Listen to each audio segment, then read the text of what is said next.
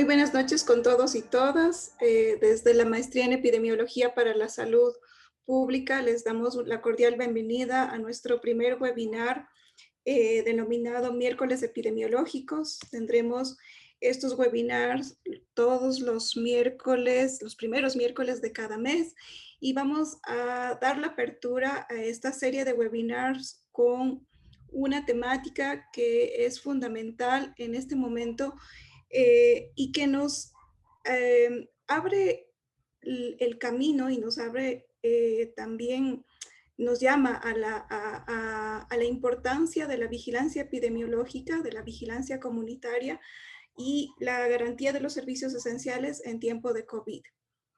La pandemia por COVID-19 ha sido un problema de salud que ha provocado un alto impacto no solamente social, no solamente a nivel de salud, sino también a nivel de los servicios y a nivel del sistema de salud de nuestro país.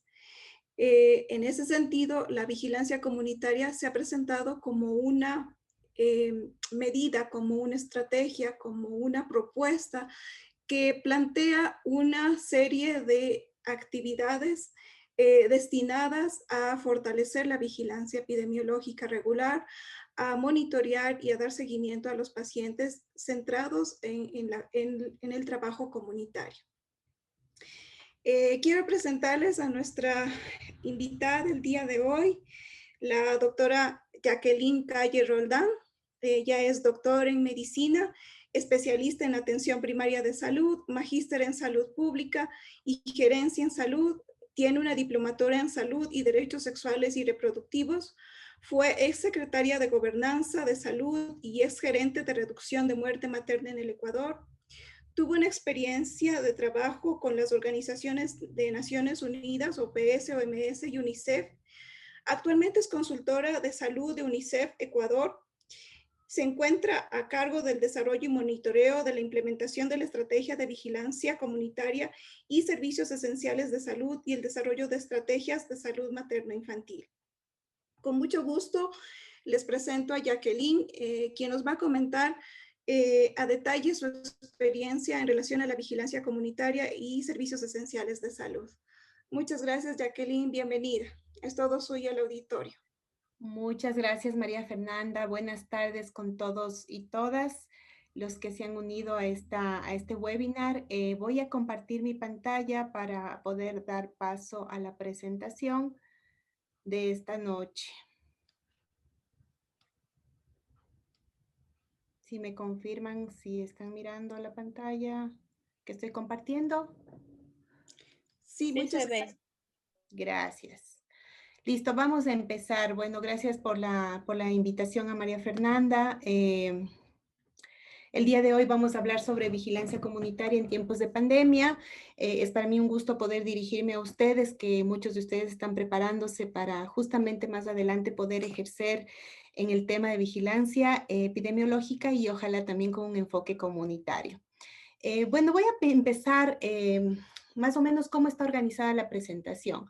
Vamos a empezar hablando de conceptos básicos de vigilancia comunitaria y más adelante vamos a ver las experiencias porque no hay mejor forma que aprender con los ejemplos y vamos a ir mirando las experiencias en vigilancia comunitaria y un poco compartiéndoles lo que estamos trabajando también desde UNICEF. Un segundito. Ya, listo. Entonces, la vigilancia comunitaria lo que nos permite justamente es el mejoramiento de la respuesta a los servicios de salud mediante la recolección, la consolidación, el análisis de la información. Pero aquí es súper importante mencionar que este análisis de la información tiene que ser un análisis que sirva o esta recolección de la información tiene que estar orientada a una acción. Es decir, recolectamos información para generar acciones, ¿no? Entonces, la vigilancia comunitaria, la vigilancia epidemiológica comunitaria, lo que hace es proporcionarnos estos insumos para el diseño de medidas de intervención a nivel comunitario. Nos permite profundizar y actualizar las acciones, sobre todo de prevención y de control. Un segundito que estoy teniendo dificultades en pasar mi presentación.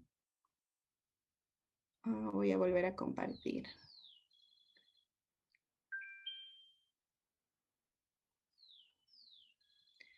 No sé si ahí lo ven porque el momento que les comparto modo de presentación se vuelve un poquito complejo porque deja de pasar. Entonces voy a tratar de hacerlo de esta forma para que todos lo puedan ver.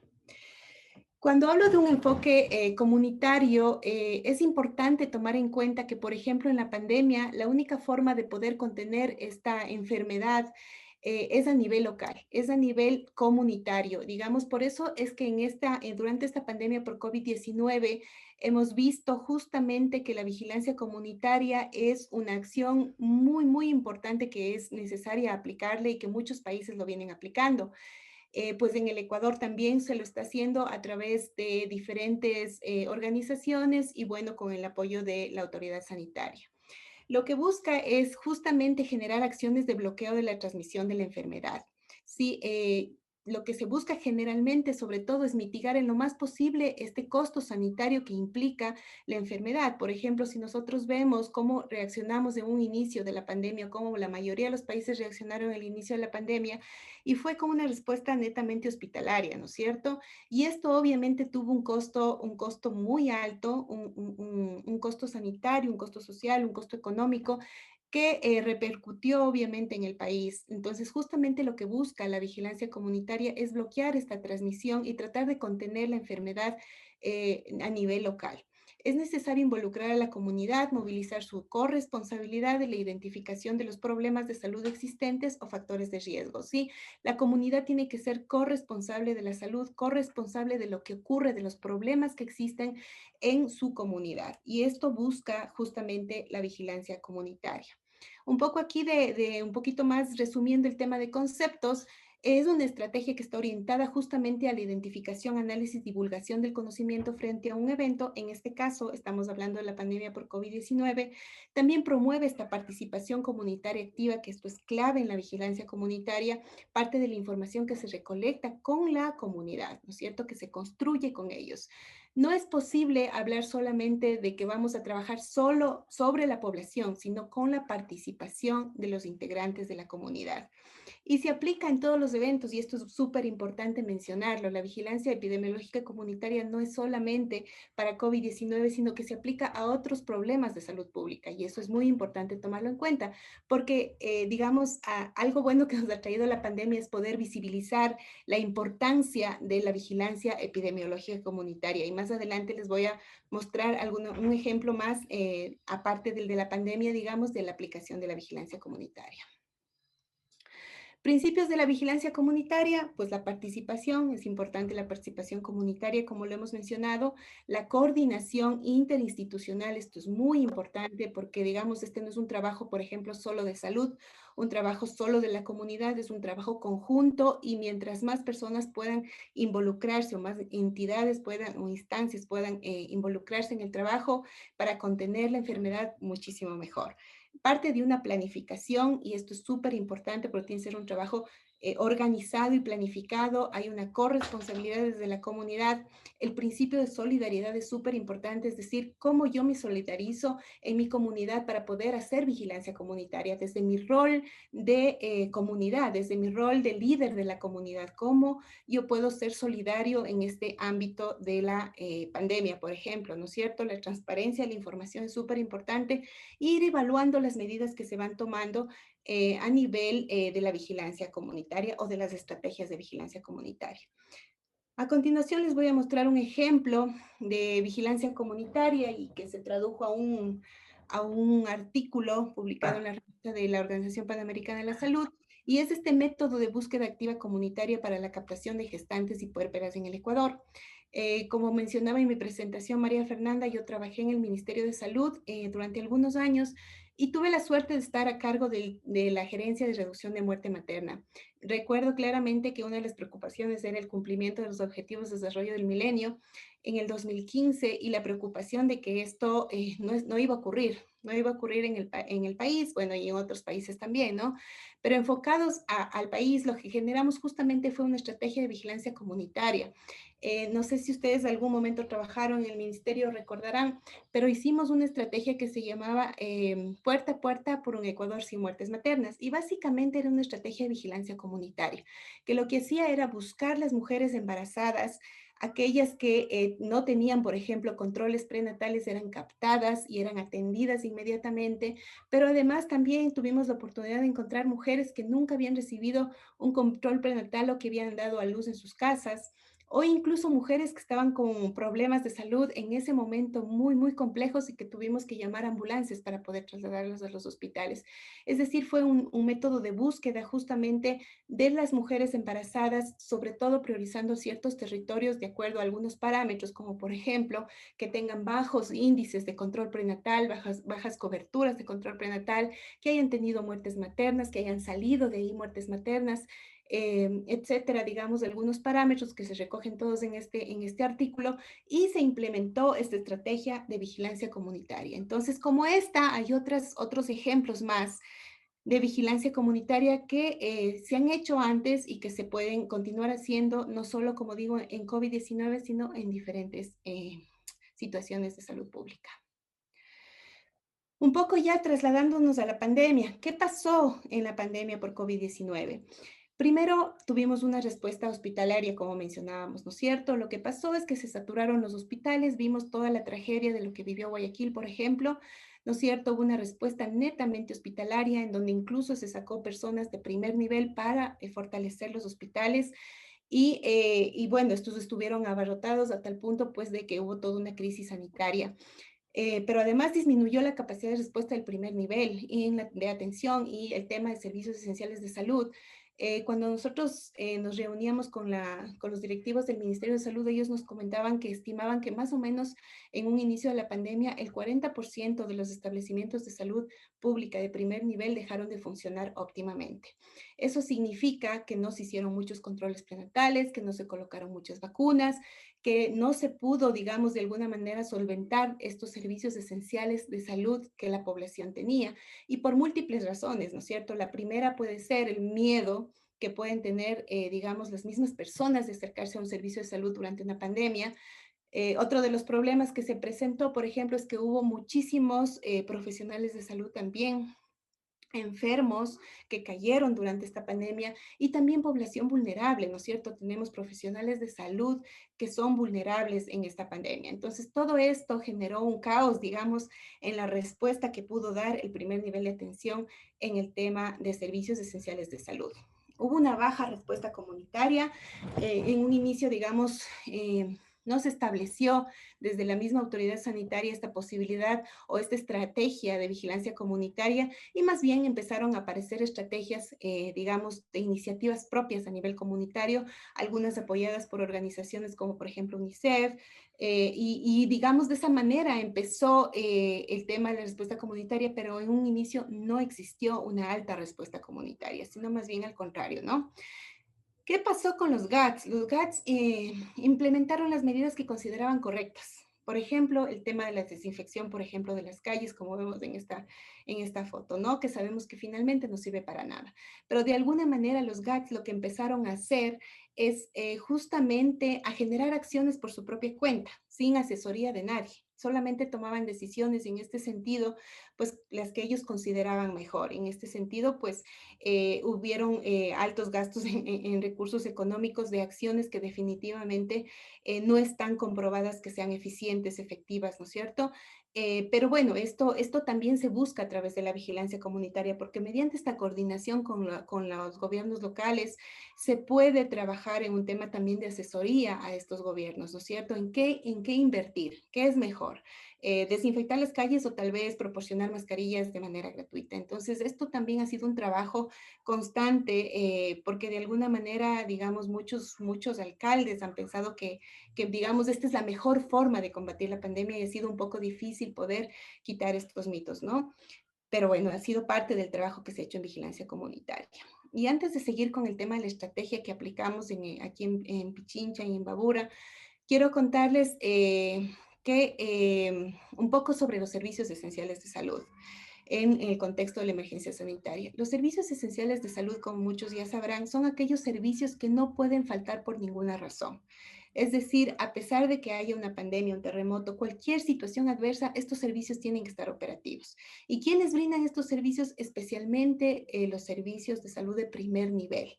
Entonces, por ejemplo, para dar ejemplos de servicios esenciales, tenemos aquí en salud sexual y reproductiva la entrega de métodos anticonceptivos, por ejemplo, como un servicio esencial, la píldora de anticoncepción de emergencia. En la atención materna, por ejemplo, tenemos el control prenatal, el poder priorizar esta atención de casos graves. Si bien sabemos que es complejo, digamos que durante una pandemia y sobre todo en un inicio cuando todo es muy incierto, como en el caso del COVID, esperar que, digamos, no vayan a reducirse los controles prenatales o las coberturas, pero sí es importante después ir mirando cómo logramos recuperar estas coberturas, cómo logramos encontrar a aquellas pacientes que estaban esperando un control prenatal, que incluso tenían una enfermedad de base y que no podíamos, digamos, solventar su necesidad de atención durante la pandemia.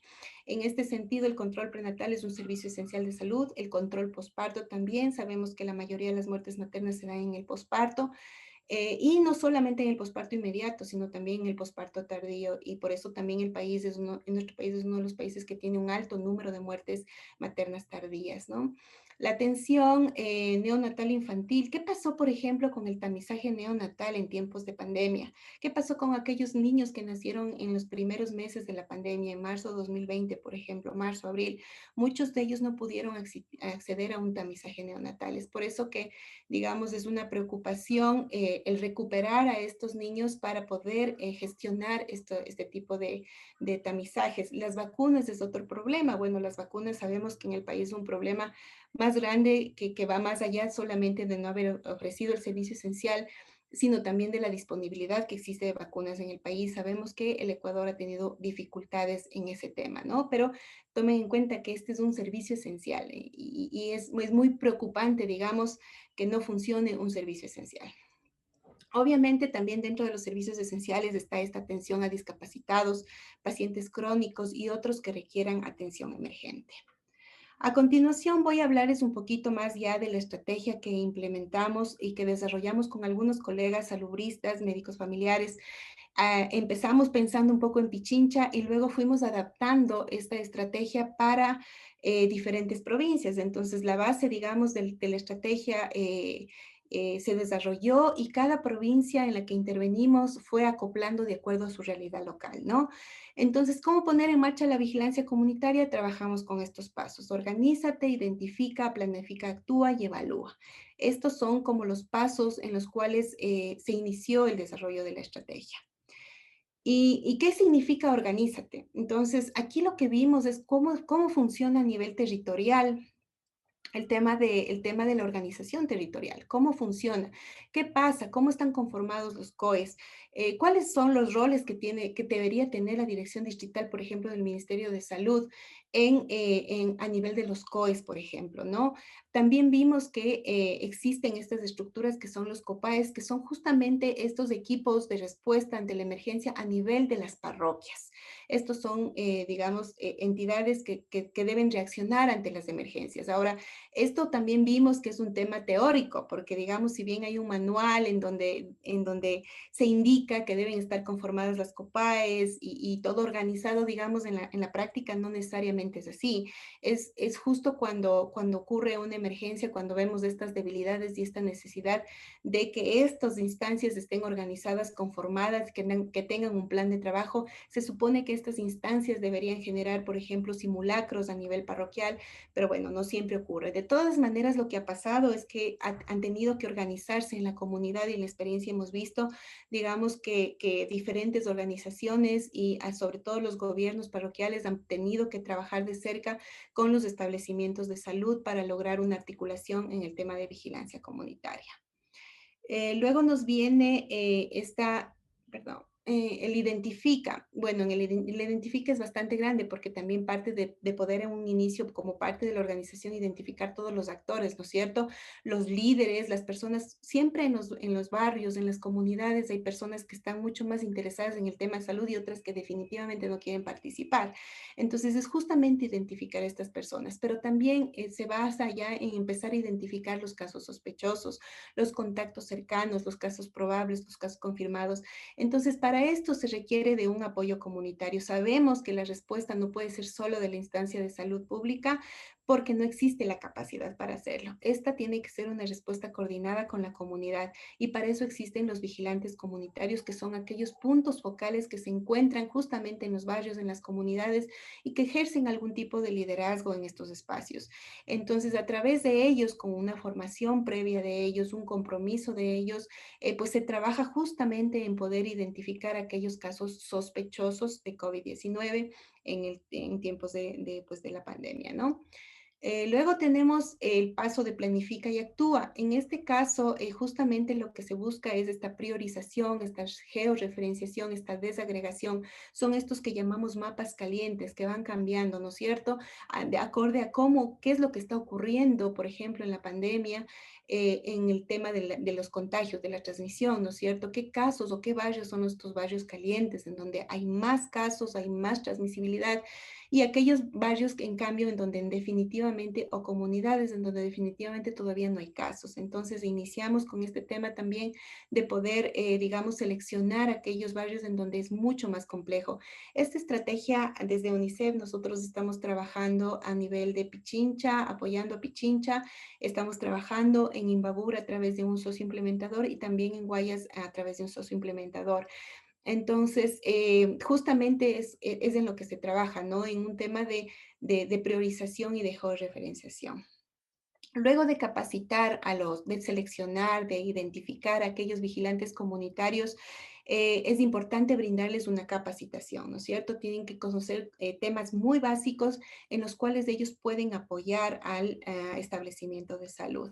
Entonces, aquí yo les traje dos cuadritos en donde se indican básicamente las acciones de prevención y control que hacían en las comunidades los vigilantes comunitarios. Entonces, ellos en un inicio siempre estuvieron a cargo de apoyar el control del uso de la mascarilla, ¿no es cierto? Vigilar que en su barrio, en su cuadro, en su ciudadela, pueda haber un uso adecuado de las mascarillas, por ejemplo, que haya una correcta colocación, la vigilancia de zonas comunes, plazas, parques, mercados, la educación sobre medidas preventivas, por eso reciben una capacitación, ¿no es cierto? ¿Qué sirve, qué no sirve? Estrategias para evitar la estigmatización, y esto fue muy importante, ¿no? Porque es complejo trabajar a veces esto con el tema, este tema con las comunidades, sobre todo aquellas comunidades rurales, en donde en un inicio, por ejemplo, proponían, tenemos que identificar quién de aquí no es, por ejemplo, ecuatoriano y quién es venezolano, por ejemplo, y quién no pertenece a este barrio, porque ese es un factor de riesgo. Entonces hay que tener mucho cuidado en un asesoramiento, digamos, a la comunidad para que estos temas de estigmatización no existan.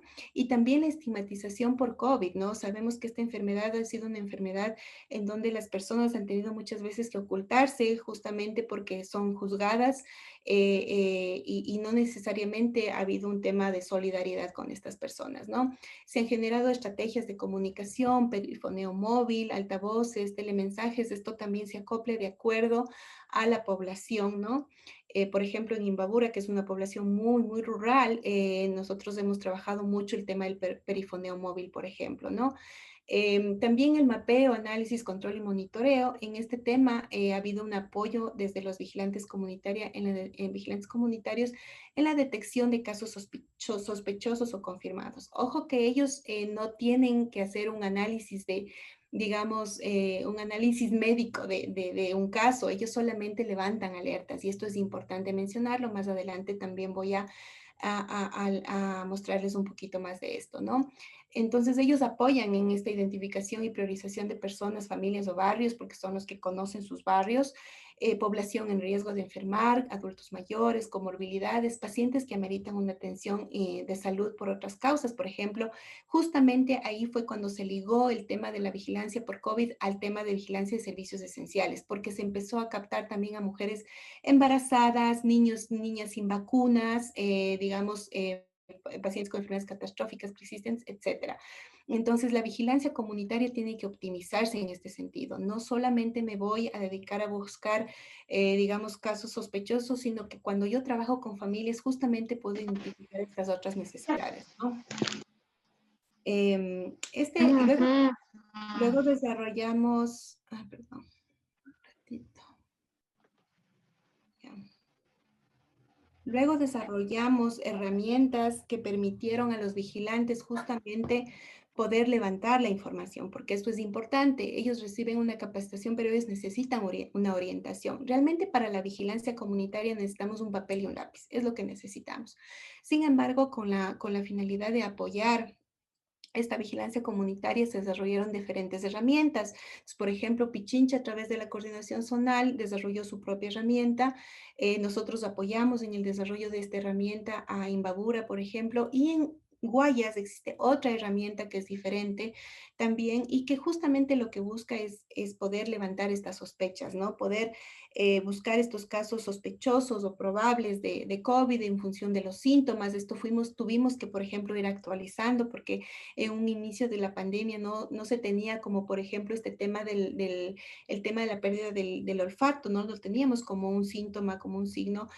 Sin embargo, como un síntoma, perdón. Sin embargo, más adelante vimos que este era un síntoma frecuente.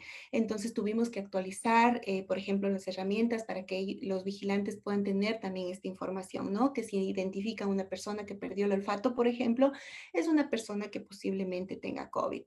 Ahora, ¿qué pasa? Una vez que se identifica a la persona como un posible sospechoso, hay que trabajar de cerca con los establecimientos de salud, que son quienes definen si este es un paciente que requiere una prueba o no requiere una prueba. Perdón, voy a tratar de pasar así porque la que viene es una diapositiva en donde necesito que ustedes puedan verlo de mejor manera. Entonces, quiero mostrarles ahora el flujo de la estrategia que se planteó y en función de la cual se fue adaptando a las realidades de cada región. Vigilante comunitario encargado de la captación de sintomáticos, lo que hacía es, habían diferentes formas de esta captación. Nunca fuimos cerrados, digamos, en establecer un método específico para la captación de los sintomáticos y dependía justamente de la zona, de la situación, incluso del tiempo del mismo vigilante comunitario, ¿no? Entonces, por ejemplo, había un tema de búsqueda activa en donde el vigilante comunitario en su barrio podía hacer una búsqueda de pacientes o de personas que tengan algún síntoma relacionado con COVID, pero también se basaba en el tema de rumores y esto es algo que que desarrolló muchísimo, por ejemplo, la Coordinación Zonal 9 aquí en Quito, y el tema de rumores es válido en la vigilancia comunitaria y puede servir para levantar alertas, ¿no es cierto? En zonas, por ejemplo, yo les pongo aquí como un ejemplo a la tienda, a los vecinos que pueden levantar alerta de que una u otra familia podrían tener COVID. Y también hay zonas en donde se implementó los mensajes de texto, los WhatsApp, esto obviamente no en zonas rurales porque no funciona, por ejemplo, en Imbabura, en una zona muy rural, pero sí en zonas en donde justamente hay acceso a estos métodos, ¿no? Y en donde el vigilante comunitario se ponía a las órdenes de sus vecinos para decirles que él puede apoyar cuando hay un caso de COVID, para que puedan estos casos ser reportados a través del vigilante comunitario. Desarrollamos esta herramienta, perdón, que como les dije, se fue actualizando de acuerdo a la situación esta era la herramienta llenada por el vigilante comunitario. La idea también justamente era empezar a vigilar servicios esenciales, embarazadas, niños, niñas, adultos mayores, personas con discapacidad, etcétera, ¿no? Y luego, pues, había una notificación. Esta notificación podría ser por vía telefónica, por mensaje de texto o el vigilante poder acercarse a la unidad de salud. Había una notificación o hay una notificación inmediata, es decir, cuando encuentran una persona que tiene algún síntoma, tienen que notificar inmediatamente al establecimiento de salud, porque acuérdense que lo que buscamos con esta estrategia es contener la transmisión de la enfermedad. Entonces, tiene que haber una notificación inmediata. También hay notificación semanal, porque también se recolectaba información relacionada, por ejemplo, cómo está la situación en su barrio. Está descontrolada, nadie usa mascarilla, no existe un adecuado distanciamiento, etcétera. Esto se reportaba semanalmente, y se vigilaba todo el tiempo, pero se reportaba de manera semanal, pero cuando había un caso sí que la notificación tenía que ser inmediata. Y la notificación negativa, que también lo establecimos como una estrategia de saber que están activos los vigilantes comunitarios y que a pesar de que no encontraron casos, nos avisan que no encontraron casos, ¿no? Luego de esto, pues, llegaba esta información al establecimiento de salud, que además recibía la demanda espontánea o que el mismo establecimiento de salud realizaba la búsqueda activa. y pues captaba pacientes por estos diferentes métodos, ¿no? ¿Qué es lo que hace la unidad de salud? Verifica y determina si se trata de un caso sospechoso, probable o confirmado o si es un contacto cercano, ¿no? Eh, Algo que pedía muchísimo la población, sobre todo en las zonas muy rurales, era justamente este análisis de la información en el marco de la COPAE, es decir, a nivel parroquial.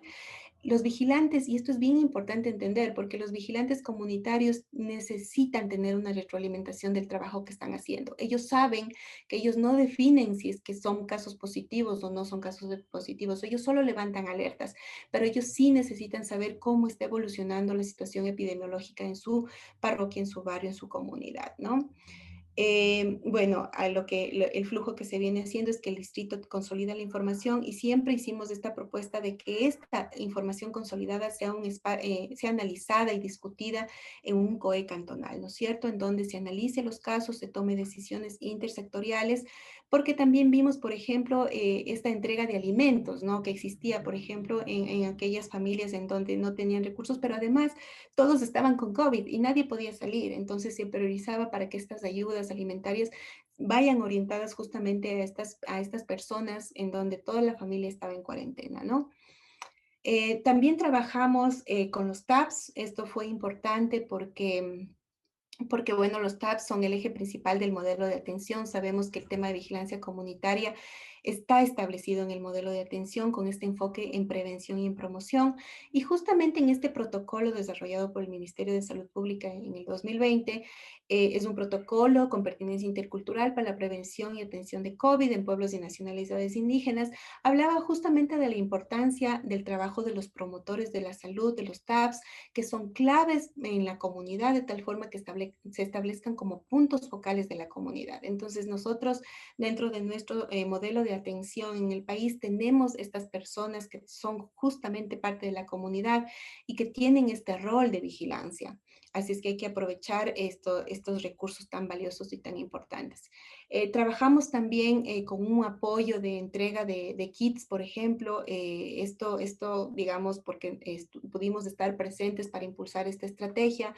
Entonces se entregaron kits de vigilantes comunitarios en donde, por ejemplo, en Pichincha, la estrategia está enfocada a trabajar entre la Coordinación Zonal 9, UNICEF y la Universidad Central del Ecuador. Entonces, los vigilantes comunitarios que apoyan en la zona 9 son los estudiantes también de la Universidad Central. Ellos se encargan no solamente del tema COVID, de apoyar en el tema COVID, ahora sabemos que van a apoyar en el tema de vacunación, pero también en la captación de servicios esenciales. Entonces, están los estudiantes de medicina y de obstetricia trabajando con estos kits en donde tienen la posibilidad, pues, de tener un termómetro digital, un pulsioxímetro, de poder también utilizar el estetoscopio de Pinar, esta cinta obstétrica comunitaria y poder captar pacientes que requieran una atención en el establecimiento de salud. También estos kits se han entregado en la zona 9 a los establecimientos de salud, sobre todo aquellos profesionales que salen a hacer la vigilancia comunitaria para apoyar. Es bien importante que dentro de la vigilancia comunitaria haya un buen proceso de comunicación de riesgo. Esto es clave porque es la forma, digamos, de mantener a la comunidad informada mediante una información clara, precisa, con evidencia científica y adaptada culturalmente. Y esto es bien importante porque hemos oído un montón de cosas durante la pandemia, ¿no es cierto?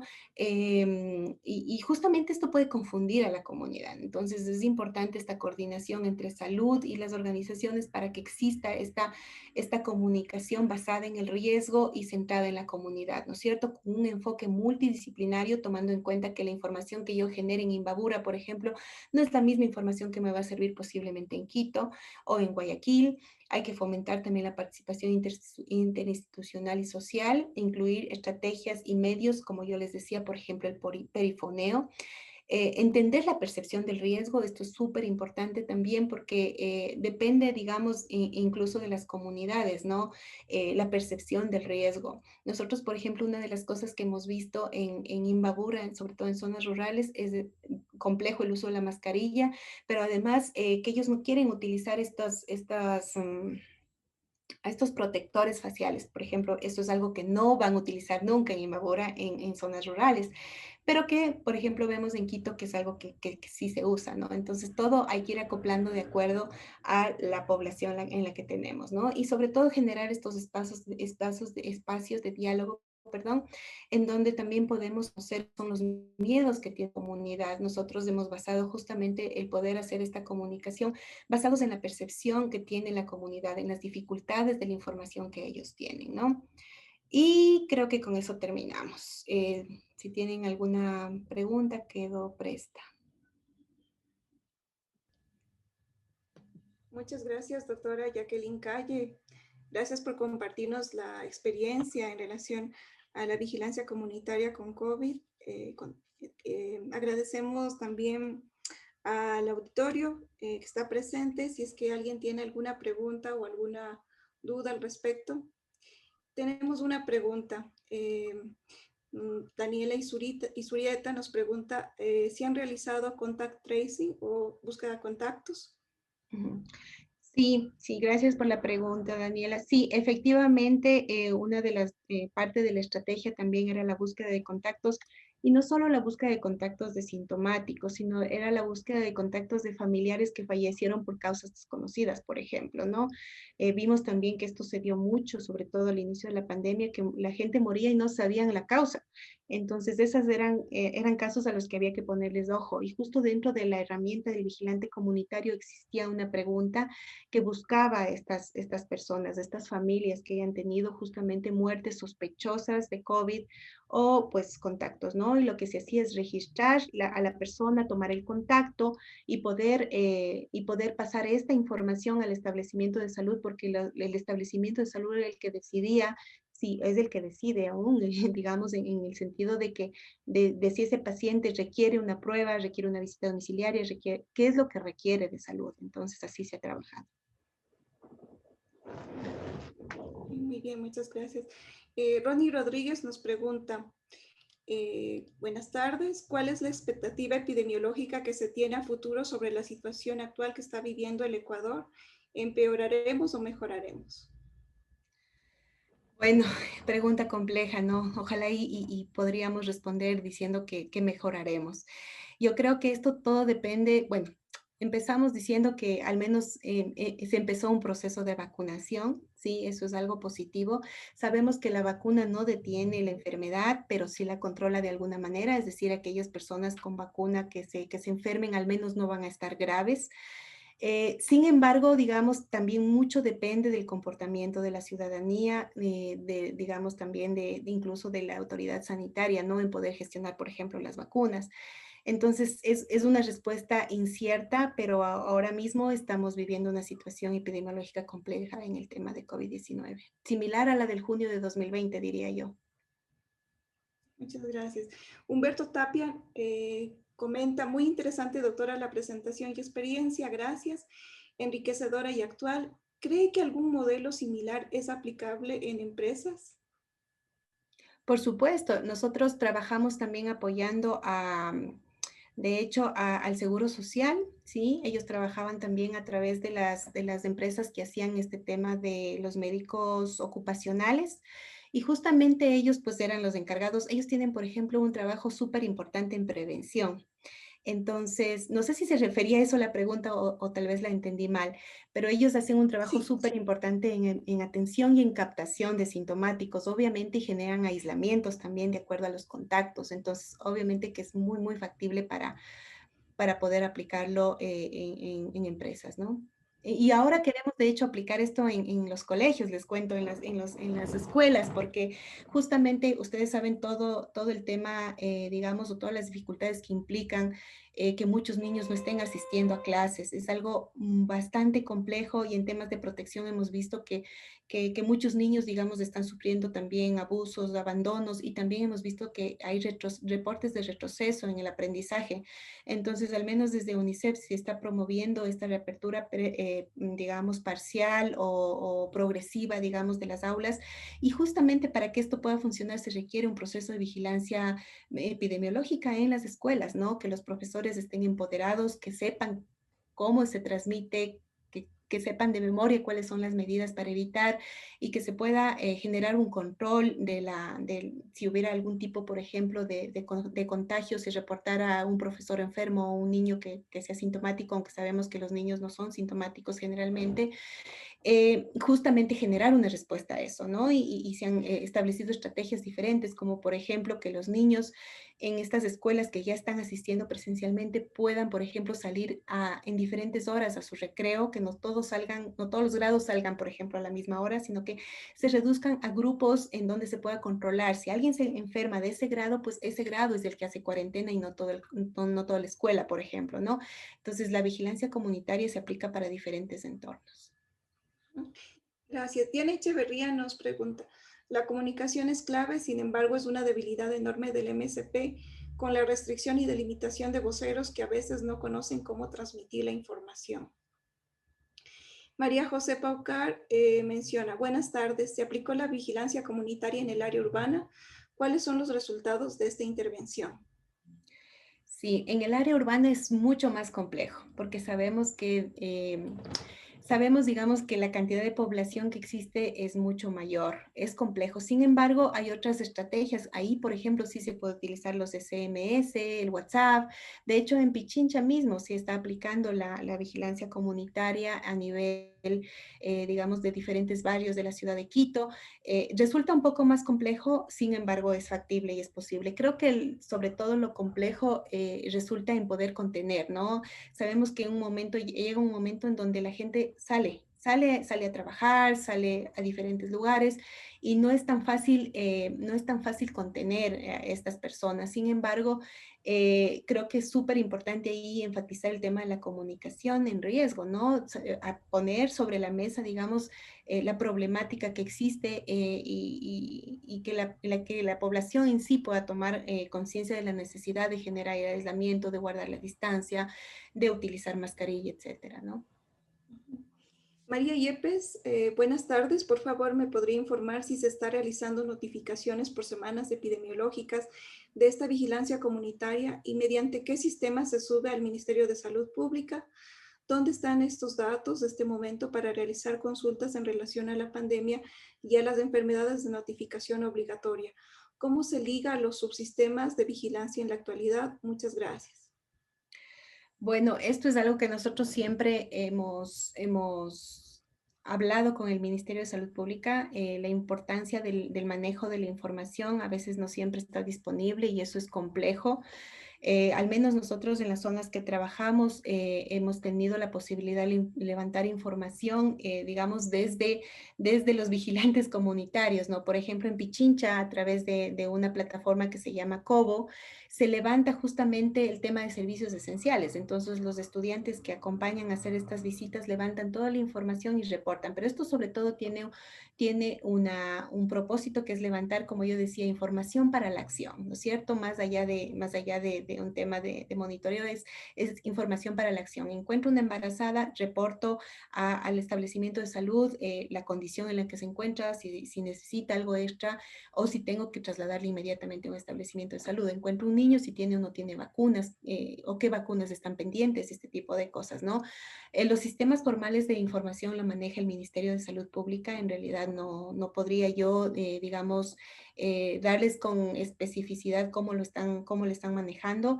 Nosotros hemos trabajado más con información a nivel del tema, digamos, de vigilantes comunitarios y de los establecimientos con los que estamos apoyando. Gabriela Vinuesa nos pregunta, ¿se puede hacer epidemiología comunitaria en tu entorno laboral? Sí, sí, sí, es vigilancia justamente, ¿no? Es justo el ejemplo que dábamos de las empresas, ¿no es cierto? El poder, o sea, ¿qué se requiere? Se requiere primero información, sí, que todos conozcan, que hay una persona que pueda dar información respecto a la pandemia, que pueda informar sobre el tema de los síntomas, pero además que pueda reportar cuando existen estos síntomas, ¿no es cierto? Entonces, la vigilancia comunitaria se aplica en diferentes entornos sin problema. Es solamente tema de, como yo digo, no se requiere mayor cosa, un papel y un lápiz, ¿no? Pero básicamente lo que se requiere es un tema de organización, de información y de recolección de la información para generar acciones, por ejemplo, cercos epidemiológicos, ¿no? Diana Echeverría, ¿cuál ha sido una de las situaciones más difíciles que enfrentaron en relación a la articulación con líderes comunitarios o barriales y cómo lo abordaron?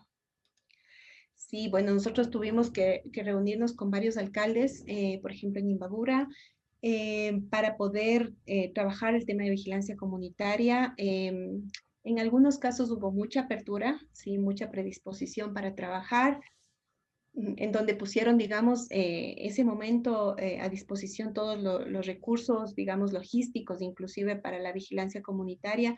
Y ha habido otros espacios en donde no ha sido sencillo coordinar, ¿no? Yo, por ejemplo, podría decir en un espacio que es mucho más complejo coordinar es el tema en Quito, por ejemplo. Es una ciudad tan grande, es mucho más compleja, con muchos más problemas, en donde incluso la coordinación entre la autoridad sanitaria y el municipio es compleja. Entonces, yo digo, depende un poco también de las voluntades, pero lo que sí hemos hecho nosotros es generar espacios justamente para presentar la vigilancia comunitaria. ¿Cuáles son los beneficios de la vigilancia comunitaria? Poder asesorar, pedirles que se dejen asesorar también en temas importantes como medidas de prevención, justamente lo que yo les mostraba, este tema, la desinfección, por ejemplo, de las calles, ¿no? Ha sido complejo. En Guayaquil, imagínense ustedes, también ha sido bastante complejo. Sin embargo, por ejemplo, en Guayas sí se ha unido también la alcaldía por el tema de servicios esenciales de salud. Ha sido un trabajo conjunto, digamos, de varias instituciones, pero no es tan sencillo. Depende también un poco de la voluntad de las autoridades, ¿no? Saulir Urgiles nos pregunta, buenas noches, compañera, ¿cómo mejorar la vigilancia comunitaria en zonas de difícil acceso? También tuvimos esa situación, es súper complejo. Ahí sí hemos trabajado bastante con los vigilantes comunitarios que viven en esas zonas. O sea, ahí lo que hay que hacer y justamente es un poco también lo que pasó, por ejemplo, en Otavalo, en donde tuvimos esta disponibilidad incluso de transporte para estas zonas complejas, ¿no? Ahí es donde se requiere juntar esfuerzos de diferentes actores para poder lograr la movilización, por ejemplo, ¿no? Y también poder empoderar a alguien de esa comunidad que pueda ejercer el rol de vigilante comunitario. Por eso es que el tema de participación de diferentes instancias es clave. De ahí se sacan, digamos, los recursos para solventar uno u otro problema. Nancy Espinosa, buenas noches, doctora, excelente su ponencia. Una consulta. Al parecer, las pandemias tienen largo periodo de duración según la historia y los efectos negativos que ha tenido sobre la salud mental en los niños y en general las personas. ¿Cree usted que se podría implementar programas de retorno escolar? Sí, justamente es lo que les comentaba, ¿no? Ahorita ya existen escuelas, no solamente privadas, les cuento, hay una experiencia, por ejemplo, en Imbabura mismo, una escuela en Zuleta. De hecho, hoy día tuvimos una reunión en donde estuvo la ministra de Educación, estuvo esta unidad de Zuleta, estuvo la OPS, estuvo UNICEF, en donde se compartía un poco la experiencia del retorno a clases y Zuleta lo logró, siendo una institución pública, ¿no? Pero para esto hay una serie de condiciones previas, ¿no? En la misma escuela, el mismo hecho, por ejemplo, de poder mantener el distanciamiento, de tener lavabos, de poder disponer de mascarillas. Hoy día se hacía un análisis y de todas las escuelas que habían retornado ya al tema presencial, habían solamente 4 maestros que se habían contagiado. Entonces, justamente una de las cosas que nos mencionaba la ministra de Educación es que desde el día de mañana los profesores empezaban a recibir ya vacunas. Entonces es un tema progresivo también. Hay instituciones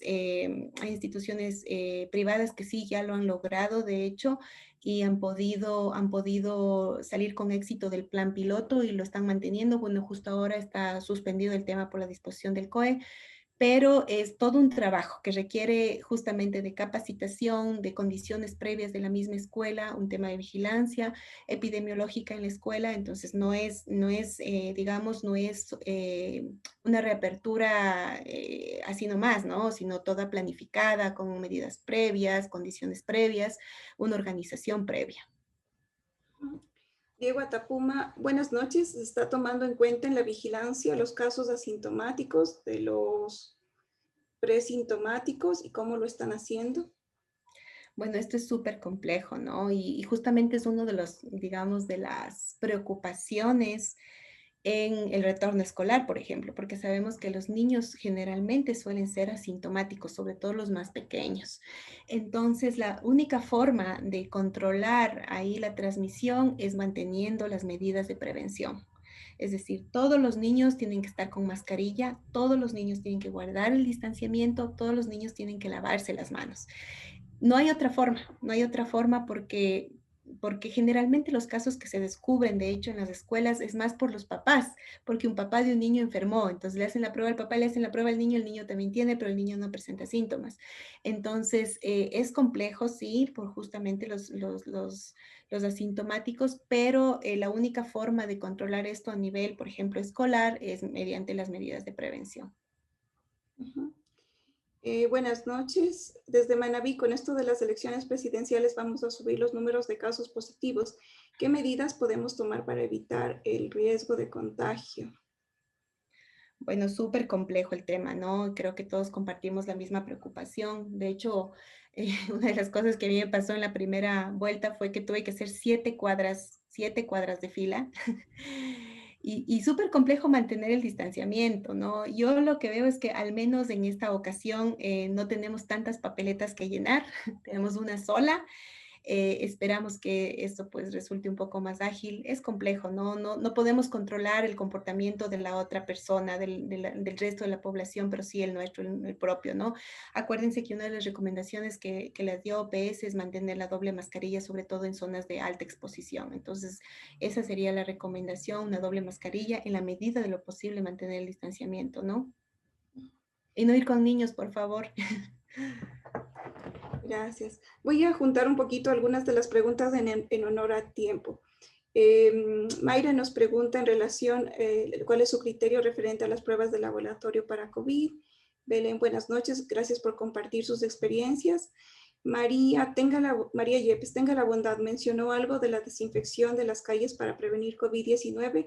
¿Cuál es el impacto de esta medida en relación a los casos de COVID-19 en su experiencia? Bueno, en realidad el tema de las pruebas es importante porque hay que tener un testeo, sí, pero también hay que saber que no siempre se va a disponer de estas pruebas, o sea, hay que ser realistas, ¿no? Lo ideal sería tener pruebas, la cantidad suficiente para que podamos tener un testeo adecuado y también una situación un poco más real de lo que ocurre en la población. Sin embargo, esto no siempre ocurre, y no solo en Ecuador, sino en otros países. Es un tema complejo que también depende de recursos, ¿no? Económicos. Pero aquí la vigilancia comunitaria también nos ayuda, ¿no? Porque la idea justamente es contener la transmisión de la enfermedad. Las pruebas nos ayudan para diagnosticar tal vez un miembro de la familia y tratar de contener esa propagación a nivel familiar y comunitario. Esa sería la idea. Respecto al tema de las calles, es una medida que está ya comprobada que no sirve, no está comprobado que desinfectar las calles nos sirvan para algo. Realmente, desde el punto de vista ya, digamos, un poco más de eficiencia, es un gasto de recursos innecesarios y que deberían ser orientados a otras medidas de protección, como yo decía, por ejemplo, la dotación de mascarillas. Bertana Costa, buenas noches. En la actualidad, la mayoría de las veces el diagnóstico por la pandemia se rige en COVID-19. ¿Qué opina usted sobre las infecciones simultáneas, por ejemplo, COVID-19 con virus sincitial respiratorio o influenza? ¿Y cómo manejan los cercos epidemiológicos desde la vigilancia comunitaria? Nos pregunta María Yepes. Ujú. Bueno, ahorita en esta pandemia ha sido bastante complejo. A diario nosotros estamos viendo las terapias intensivas saturadas. Ahora cualquier síntoma respiratorio es COVID.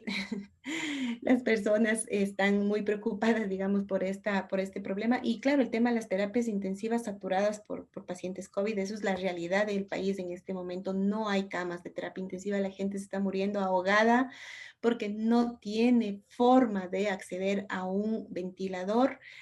Mucho más allá, aquellas personas que tengan alguna comorbilidad, ¿no es cierto? Son justamente estas personas las que más se complican durante la pandemia. Entonces, cualquier otra comorbilidad va a ser mucho más complejo. Es por eso que la recomendación justamente de mantener a estas personas aisladas. La otra pregunta creo que era el tema de los cercos epidemiológicos, perdón. Sí, ¿cómo se hacen cercos epidemiológicos en la vigilancia comunitaria? Ya. Por ejemplo, usted encuentra una persona sintomática en una familia, ¿no es cierto? Encuentra que el papá que salía a trabajar todos los días está sintomático. Esa persona es captada por el vigilante comunitario. Posiblemente, bueno, lo que va a pasar, lo siguiente que va a pasar es que va a ser analizada por el establecimiento de salud. Le van a hacer una prueba, esa prueba posiblemente va a salir positiva. ¿Y qué es lo que hay que hacer? Aislar a ese núcleo familiar. Ese es el cerco epidemiológico, ¿no es cierto?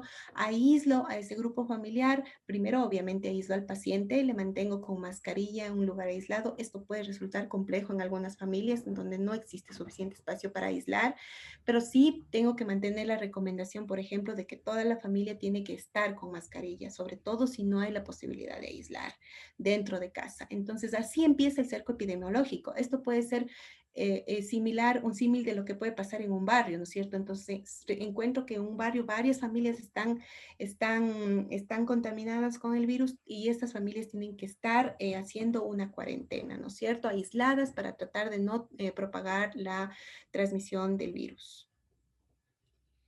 Carlos Andrés López nos pregunta, buenas tardes, con respecto a la inmunidad de vacunas, ¿en cuánto tiempo esperaríamos una disminución de casos graves? Y Ginger, los médicos que aún no se han vacunado porque no trabajan en una institución, ¿de qué forma pueden ayudarle para que obtengan la vacuna? Bueno, Y gracias, perdón, siga, siga. sí, no, creo que podemos responder esas dos preguntas, Está gracias. bien. Gracias, María Fernanda. Sí, respecto al tema de la inmunidad, la evidencia lo que nos dice es que la inmunidad empieza a los 15 días de la segunda dosis. Ahí empieza la inmunidad, primero, cuando una persona se coloca la vacuna. Es decir, que aquellas personas que están solo con la primera dosis y están saliendo a todo lado están muy, muy en riesgo de contaminarse. Y segundo, un país puede considerarse que ha alcanzado una inmunidad cuando al menos el 80% de su población está vacunada, obviamente cumpliendo las dos dosis, ¿no? Entonces, todavía falta muchísimo para eso, realmente no es algo que tenemos cerca. Respecto a la vacunación de los médicos, bueno, colegas, ahí yo también soy médica, tampoco estoy vacunada ni consto en ningún grupo. Así es que sí, pues estamos a la espera de que esto ocurra, ¿no es cierto? He visto que hay algunos espacios en donde se están registrando los médicos, no sé si, por ejemplo, el Colegio de Médicos de Pichincha, si están afiliados a algunas asociaciones que han estado haciendo gestiones para poder lograr conseguir la vacuna para todos los profesionales de salud. En realidad lo que sí he visto es que ya se está vacunando también al sector privado, entonces pues entendería que esto va a ser progresivo, pero igual contarles que muchas personas, por ejemplo, las personas que trabajan en la misma planta central del Ministerio de Salud Pública tampoco están vacunadas y muchos de ellos son médicos, profesionales de salud, sí administrativos, pero también profesionales de salud. Entonces, y yo creo que es un tema progresivo, ¿no? Y que vamos a tener que esperar hasta cuando llegue el momento. Muchas gracias. Creo que bueno, en honor al tiempo puedo ya recoger las últimas preguntas para darle el paso después ya a nuestro segundo ponente. Una de las preguntas que nos hacen es cómo están los casos de COVID y dengue al mismo tiempo.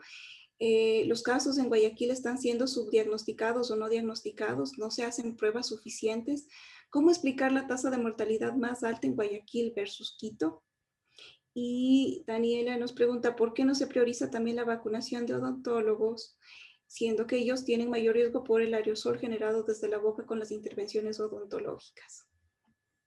Bueno, muchas de estas preguntas creo que hay que hacerlas a la autoridad sanitaria en realidad, sí, más que a mí.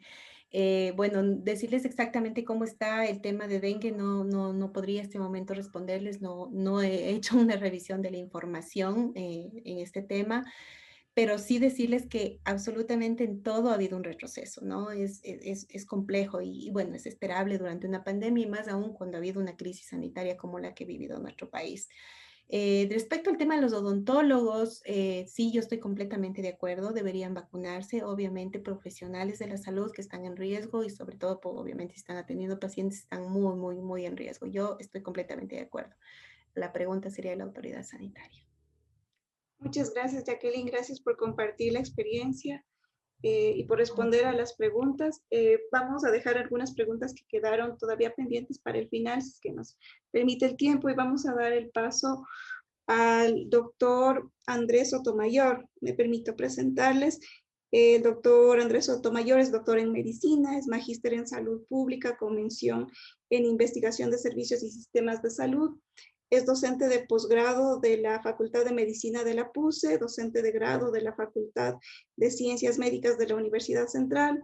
Ha desempeñado varios cargos relacionados con la gobernanza de la salud, vigilancia epidemiológica, así como el control sanitario. Entre sus cargos más destacados se incluyen director nacional del Seguro General de Salud Individual y Familiar IES, coordinador de despacho en Viceministerio de Gobernanza y Vigilancia de la Salud, MSP, director nacional de primer nivel de atención de salud, MSP, responsable del fortalecimiento del primer nivel de atención en salud.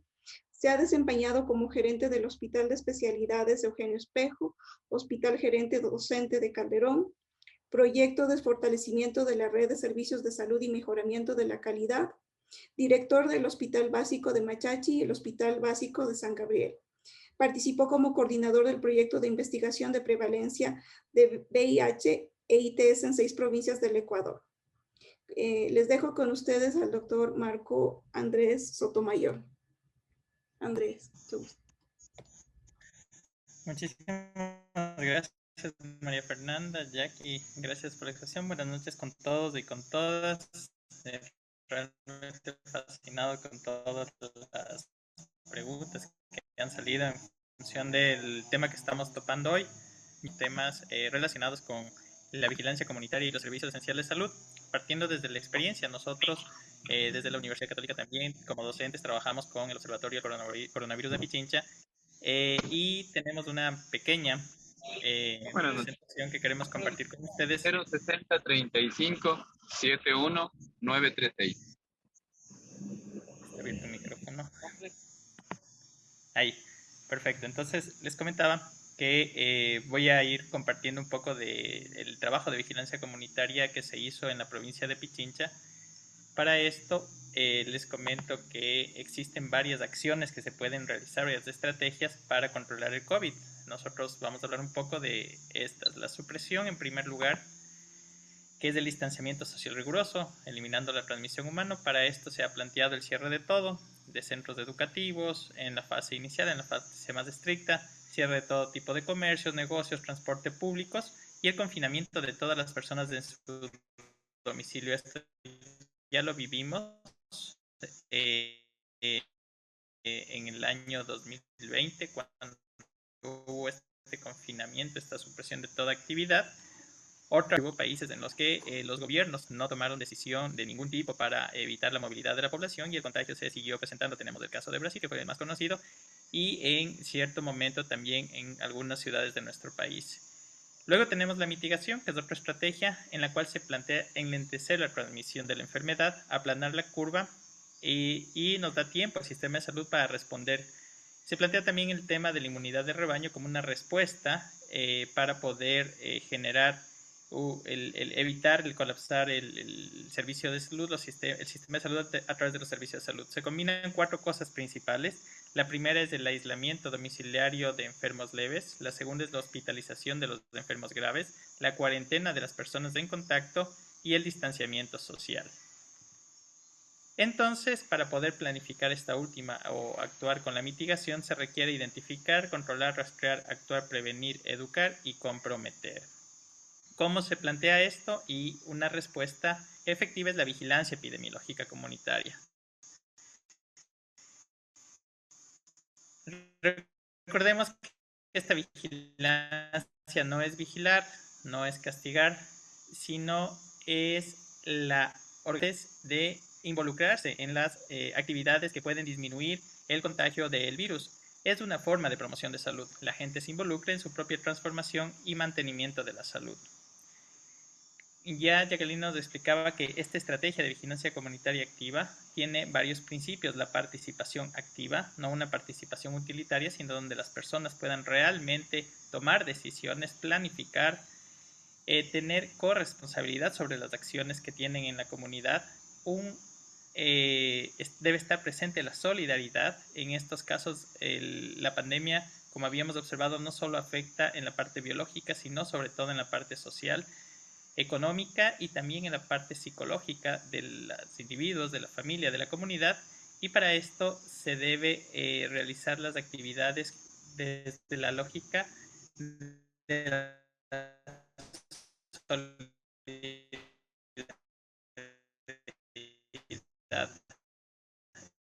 La transparencia es fundamental en la vigilancia comunitaria de todas las personas que van a trabajar en esta elemental. Para poder frenar la infección es necesario entonces trabajar en la prevención de la infección, identificar las necesidades económicas. Recordemos que en esta pandemia hay muchos gobiernos, hay muchas autoridades locales que comenzaron a trabajar solidariamente con su población para acercar los alimentos, las canastas básicas a la población y solventar las necesidades económicas de estas crisis emocionales que se generan a partir de la problemática del COVID, los cuidados que requiere la población. Si normalmente requiere cuidados la población para mantener su salud, en medio de una crisis sanitaria aumentan estas necesidades. Evidentemente las necesidades básicas que están sentidas en los servicios que deben llegar a los hogares, la identificación de personas y grupos vulnerables y la identificación de recursos en salud. Todo esto nos permite transformar las acciones que estamos realizando. Solo como ejemplos de vigilancia comunitaria que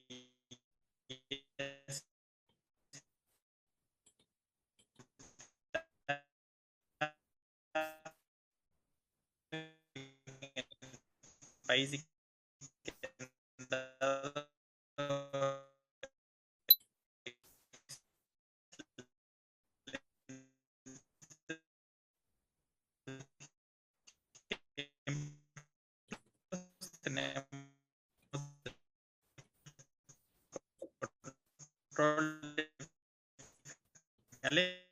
tenemos el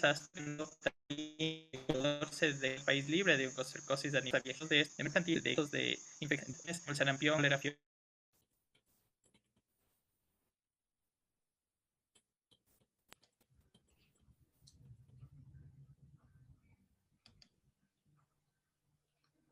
Se cayó la conexión de nuestro expositor.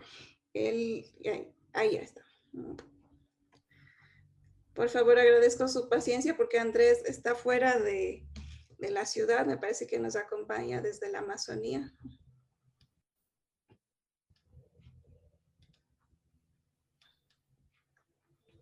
Andrés, ¿puedes escucharme? Sí, les decía que la conexión, muchísimas gracias, no es muy buena. Voy a apagar mi cámara para ver si mejoró la conexión y continuar con la presentación. Algo que es importante mencionar es que la vigilancia comunitaria debe identificar a diferentes actores a nivel local. El rol que juegan los gobiernos autónomos descentralizados es fundamental en el involucramiento de las personas, de los ciudadanos que quieren trabajar activamente. Nosotros hemos visto las manos solidarias que se presentaron en esta pandemia y es importante entonces a través de los gobiernos autónomos, a través del COE parroquial, de los COEs cantonales, organizar a la ciudadanía para que puedan ser parte de esta vigilancia. Esto se articula con los establecimientos de salud. Recordemos que en el modelo de atención integral de salud familiar, comunitario e intercultural aterriza toda esta normativa en directrices a los profesionales de salud para poder articular a través de actividades de participación. Recordemos que esta lámina, aunque fue presentada en el 2020, en junio, hoy por hoy es una realidad que se vuelve a repetir. No hay camas en el sistema hospitalario, en la unidad de cuidados intensivos para atender la alta demanda que tenemos. Otra vez regresamos al levantamiento de personas fallecidas, 3 en promedio por día en la ciudad de Quito. Y este escenario que aunque lo pasamos ya en el 2020 en julio, hoy podemos decir que estamos repitiendo los mismos número de casos. ¿Por qué organizarnos? Porque la organización social a través de las autoridades y los actores de salud están encaminadas a cumplir las mismas metas. ¿Qué acciones se pueden hacer entonces en territorio, concretamente a través de la vigilancia comunitaria? Solo las personas que habitan conocen sus debilidades, sus recursos, sus fortalezas, sus necesidades. Es fácil si es que hay una verdadera participación de la comunidad. En este ejemplo nosotros podemos ver cómo el vaso se lo puede ver medio vacío o medio lleno. Es importante, entonces, identificar el cerco epidemiológico, hacer un barrido en lugares donde transitó una persona positiva.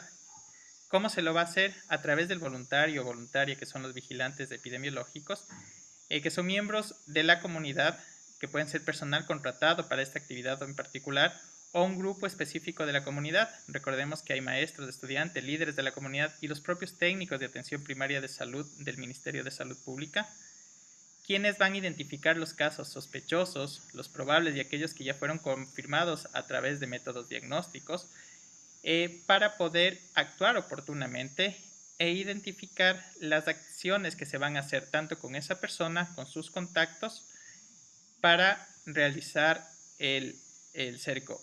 ¿Cuál es la acción que realizan los vigilantes epidemiológicos? Es recoger los rumores generados en su familia o en su organización o en su comunidad. Estos rumores van a permitir tomar acciones a los profesionales del Ministerio de Salud Pública, identificar qué acciones tienen que realizar con sus familias, con la comunidad, para poder aislar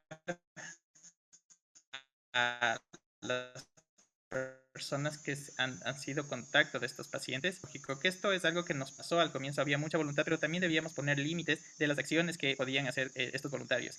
No podían visitar físicamente a los domicilios de las familias, no podían divulgar información confidencial de las personas con su sintomatología. Recordemos, como decía la doctora Calle, esta fue una enfermedad estigmatizante y generó mucho rechazo en la población. Los vigilantes son el primer filtro e identifican también aquellos pacientes que tienen mayor riesgo. No todo es COVID, hay que diferenciar los signos y síntomas de esta enfermedad. Se podría generar redes de contacto con profesionales de salud o estudiantes de medicina. Identificar las personas de riesgo, no solo las que están contagiadas, sino que por sus condiciones naturales pueden ser sujetas de riesgo, personas con problemas de malnutrición, personas con enfermedades crónicas, con hábitos tóxicos, personas en estado de gestación, y transmitir la información de una manera adecuada. En este gráfico podemos observar dos casos de una comunidad en donde vemos en los pictogramas qué cantidad de personas están contagiadas, y al explicarle a las personas, a la comunidad, de una manera mucho más fácil de entender la situación de salud de la población, de los contagios, se van a poder tomar decisiones acertadas. En este caso vemos gráficos en donde podemos identificar el número de casos confirmados por cada una de las parroquias y cómo estos se pueden ir aumentando el número de contagios en cada una de las parroquias. También identificamos las redes de servicios de salud. No necesariamente pertenecen a la misma red administrativa, a veces por distancia, como vemos el ejemplo de la parroquia Manuel Cornejo Astorga. La red operativa administrativa se encuentra en la cabecera cantonal del Cantón Mejía, que es en Machachi, pero no necesariamente esta red de servicios se va a atender en el centro al que le corresponde. Debemos establecer una red que sea accesible a la población. La acción comunitaria también se la trabaja con el transporte de pacientes, los insumos de emergencias, otras necesidades. Debemos fomentar la solidaridad para poder realizar además acciones preventivas que se implementen o fortalecen en el caso de los vigilantes comunitarios. ¿Para qué hacemos esto? Para tomar decisiones acertadas, no por el miedo, por lo que puede generar el riesgo de escuchar que en una comunidad y hay un paciente contagiado, cerrar vías, aislarse totalmente del resto de la población, sino tomar medidas con información acertada.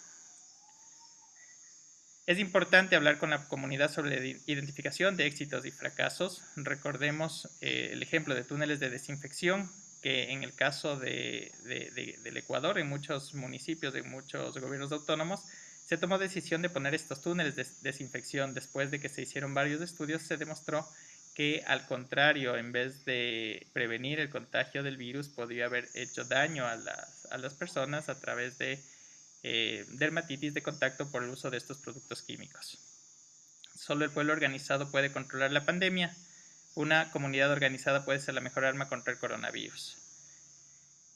¿Qué pasó con los servicios de salud esenciales en el contexto del COVID-19? Existieron orientaciones provisionales en junio del 2020 por parte de la Organización Panamericana de la Salud, en donde planteaba que los sistemas de salud deben dar una respuesta efectiva a la situación que vivíamos. Para esto es necesario reorientar los componentes del sistema de salud. Las propias políticas que se dictaron en su momento de restricción de movilidad crearon barreras de acceso a la atención médica. Por tal razón, en medio de la pandemia también se dejaron desatendidas muchas enfermedades infecciosas que coinciden con la sintomatología del COVID-19, como el paludismo, la neumonía, la tuberculosis, y se debe cambiar los mensajes de salud pública para que acudan sin demora a los servicios de atención médica estas otras patologías. Las decisiones estratégicas sobre los cambios de políticas y protocolos deben basarse en evaluaciones rápidas a nivel nacional y subnacional. Estas decisiones deben contar con las limitaciones de recursos y capacidades que tienen los establecimientos de salud, los recursos humanos que tienen los establecimientos de salud para poder reorganizar los servicios. Las adaptaciones realizadas en el contexto de COVID pueden crear capacidades del sistema de salud que se mantengan durante la pandemia, pero también en el futuro. La reactivación gradual de las capacidades de los servicios integrales ordinarios de los servicios esenciales y la expansión a la transformación de los servicios debe evolucionar a medida de que disminuyen los contagios, a ver cómo evoluciona la pandemia, y deben estar financiados, debe haber un financiamiento suficiente para mantener los servicios esenciales. Es importante contar con un instrumento técnico que permite establecer los niveles de riesgo. Y aquí viene algo importante, un rol trascendental que juegan los funcionarios epidemiólogos, los salubristas, cuando identifican el nivel de riesgo que está expuesta una población, y a partir de esto se definen dónde debemos nosotros garantizar los servicios esenciales, dónde, a quién, cómo vamos a garantizar, conocer el escenario en balance del riesgo-beneficio, aplicar el plan de reorganización y definir canales de comunicación para la población. Los escenarios de riesgo se lo pueden clasificar en tres: alto, cuando la transmisión comunitaria y el número de casos se estabilizó o siguen en aumento y la capacidad es muy limitada de los servicios de salud; medio, cuando los conglomerados y los servicios tienen una capacidad limitada; y bajo, cuando el número de casos y muertes se reduce en forma sostenida, los servicios tienen la capacidad intacta para ofrecer prestación de salud. Este análisis de los escenarios de riesgo debe ser permanente. Yo no puedo tener el mismo escenario de riesgo en una ciudad donde han aumentado los casos o en otra ciudad donde han disminuido. Y esto es un error que se comete muchas veces en los sistemas de salud, de tomar una decisión de reorganizar los servicios de salud a nivel nacional, sin considerar las particularidades de cada territorio. ¿Cuál es la priorización de los servicios de salud esenciales? La OPS identifica que es necesario mantener los servicios de prevención y tratamiento de enfermedades transmisibles, incluidas las vacunas, salud sexual y reproductiva, atención priorizada a población vulnerable, abastecimiento de medicamentos y suministros, las unidades de cuidados intensivos e intermedios tanto en población adulta, pediátrica y neonatal, la gestión de dolencias y cuadros clínicos agudos que requieren intervenciones urgentes y los servicios complementarios de imagen de laboratorio y banco de sangre.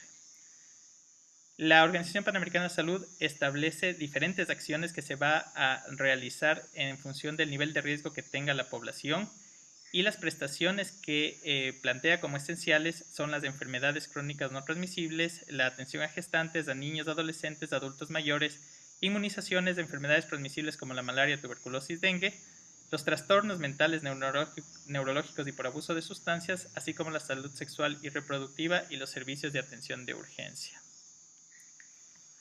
¿Cuáles son las ideas claves que nos da este documento? Que todas estas adaptaciones deben considerar la equidad en la designación y el acceso a recursos. Evidentemente nosotros debemos priorizar los recursos en aquellas poblaciones de más difícil condición que tienen. Estamos hablando de población de difícil acceso a los servicios de salud, a población urbano-marginal, a población rural. Muchas veces se piensa en la dificultad que tiene la población que se encuentra en sitios de difícil acceso en la ruralidad, pero nos olvidamos de la población urbano-marginal, que también tiene dificultad en el acceso, aunque geográficamente aparentemente tenga más fácil el acceso a los servicios de salud.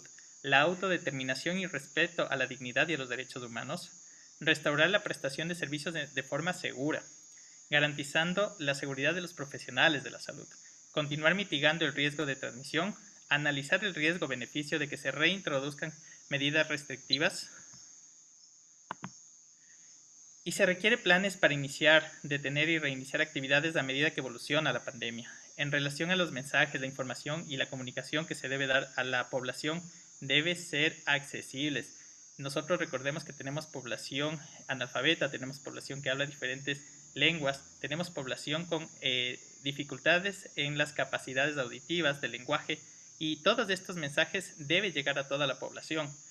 Buscar mecanismos para que nosotros podamos transmitir por radio, por televisión, por el boca a boca a través de los gobiernos autónomos descentralizados y con nuestros vigilantes comunitarios. Esto es algo que plantea la Organización Panamericana de la Salud para plantear el mantenimiento de los servicios esenciales durante la pandemia. Gracias por su atención, mil disculpas por la conectividad, también en el tiempo, estamos con el tiempo súper corto, pero si es que hay dudas e inquietudes, con gusto les podría responder en este punto. Muchas gracias, Andrés, por tu experiencia y por compartir con nosotros esta importante temática. Tenemos una pregunta. Gracias, doctor. Dice, quizás podríamos contestar a las preguntas que teníamos un poquito antes, que me parece bien. Una pregunta que nos hacía Maribel Moreno es, buenas noches, doctora, puede ser contestada también por Jacqueline o por Andrés. Tengo una consulta. ¿Cómo mejorar la respuesta de los servicios de salud en las condiciones actuales?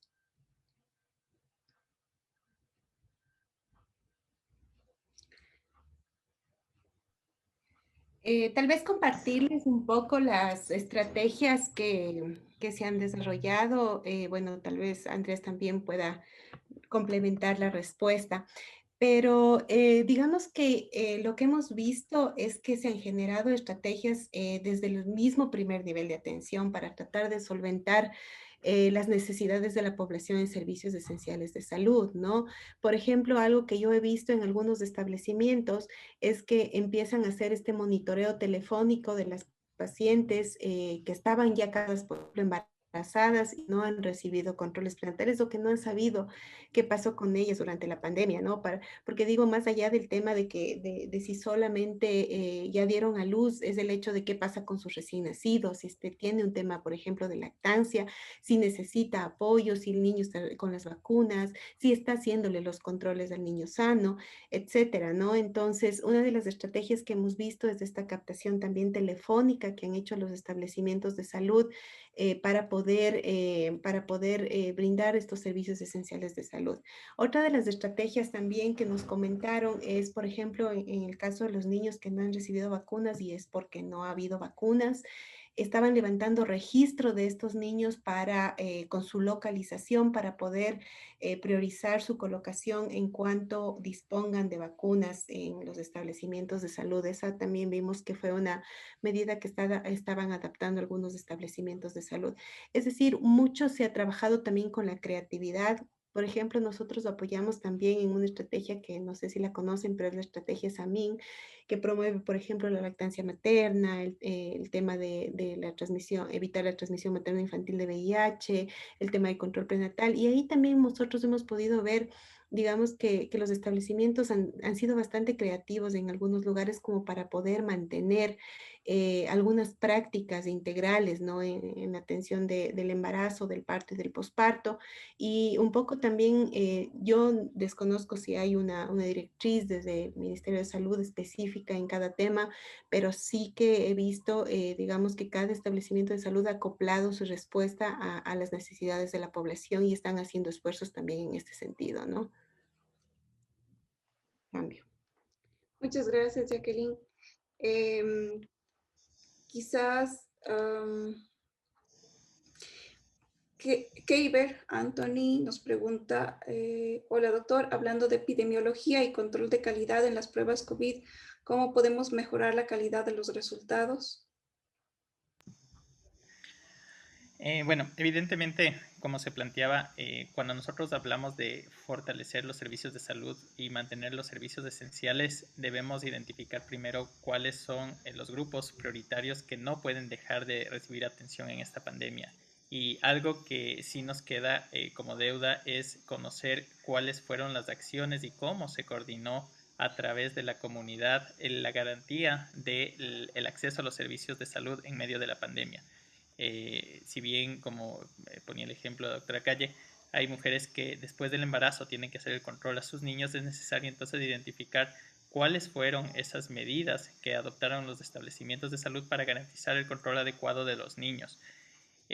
A veces nosotros en medio de pandemia creemos que todo está relacionado con el COVID y lo único que ocurre es que las personas se siguen contagiando y debemos captar a los pacientes con COVID positivo, pero recordemos que el resto de personas siguen con sus actividades, siguen con sus problemas de salud y nosotros debemos garantizar.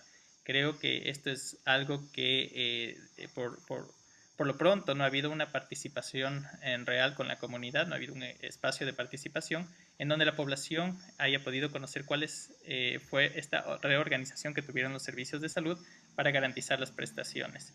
En el caso de la siguiente pregunta sobre el control de la calidad, bueno, eso es un rol que lo tienen que cumplir las entidades que están relacionadas con el control de la calidad de establecimientos de salud, como es el ACES, y en el caso de las pruebas del ARCSA, cuando entrega el permiso de funcionamiento, perdón, el registro sanitario, lo hace con la rigurosidad que tienen que presentar las empresas que van a importar las pruebas de laboratorio y luego que las van a procesar a través de los laboratorios que están acreditados por la Agencia de Control de Calidad de Establecimientos de Salud. Entonces, quien debe controlar esto es las agencias de control y regulación del Ministerio de Salud Pública. Gracias, Andrés. Quizás la última pregunta para ir cerrando. Francisco Barrera pregunta, ¿la Rectoría de Salud quién la lleva en esta pandemia? Los tres sistemas de salud, MSP, IES y privado han fracasado. ¿Cuál es la opinión? ¿Y cuánto es la participación de los actores gremiales en salud? ¿Quedamos en deuda? Solo para responder que la Rectoría del Sistema de Salud, de acuerdo a lo que establece la Constitución, lo lleva la autoridad sanitaria, que está definida por el Ministerio de Salud Pública. La Rectoría la debe realizar en cuanto a la generación de políticas y el control del cumplimiento de las mismas. Evidentemente, en medio de una situación emergente como la que hemos estado viviendo, es necesario abrir este espacio de participación en la toma de decisiones en donde todos vamos a apoyar. El ejemplo de la vigilancia comunitaria lo hemos expuesto el día de hoy, pero creo que esto no responde solo a la atención emergente de los problemas de la pandemia, sino también a cómo vamos nosotros a actuar sobre el resto de determinantes sociales que en este momento están afectando a la salud de la población. Creo que sí queda pendiente el debate con las autoridades de turno del gobierno actual para identificar cuáles fueron esas medidas que se tomaron y si se consideró al resto de actores del Sistema Nacional de Salud, que en efecto no solo son las instituciones que proveen los servicios, como es el Ministerio de Salud Pública, siendo proveedor, el IES, el ISFE, el ISPOL y la red de establecimientos de salud privadas, sino también qué pasa con los otros actores que somos parte del sistema de salud, como es la academia, como son los gobiernos autónomos descentralizados, como son las otras instituciones y organizaciones que forman parte del sistema de salud. Creo que falta ese espacio a través de las mesas del COE que se implementaron para analizar y discutir esta temática, no fueron suficientemente amplias la temática para poder discutir cómo se va a actuar como país y como gobiernos locales la situación de la pandemia en este momento. Muchas gracias, Andrés. Quizás solo la última pregunta que está relacionada con el tema de vigilancia epidemiológica comunitaria. Hernán Acosta nos pregunta, en relación a las nuevas cepas encontradas en el país, ¿cómo ve usted la situación de las vacunas en el Ecuador? Utilizando estrategias de vigilancia comunitaria, ¿cree que se podría controlar el aumento de casos o faltaría alguna nueva cuarentena por motivo cultural?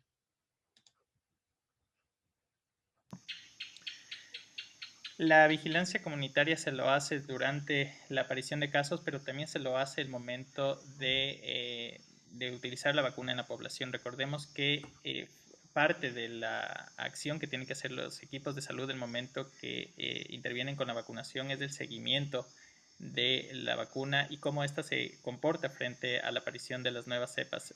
Nosotros lo que tenemos que hacer es estar vigilantes qué va a pasar con los casos, cómo se comporta. Recordemos qué es lo que pasó en Chile. En Chile, que es el país donde mayor cantidad de vacunados tienen, siguen apareciendo nuevos casos y no necesariamente es por una falla de la vacuna. Es el comportamiento social que todos debemos tener el momento que estamos introduciendo. Como decía la doctora Calle, ya afortunadamente en Ecuador llegó la vacuna y estamos siendo parte de la población que va a ser beneficiada de la vacuna, pero no es suficiente. Nosotros tenemos que mantener el distanciamiento, tenemos que mantener las restricciones para evitar un contagio masivo y evitar que ocurra lo que pasó en Chile, ¿no? Entonces, sí es importante dar seguimiento a lo que pasa con la vacuna y las nuevas cepas, pero no solo va a depender de la vacuna. Ahí tenemos que arrimar el hombro todos y continuar con estas medidas durante este año y tal vez el año venidero.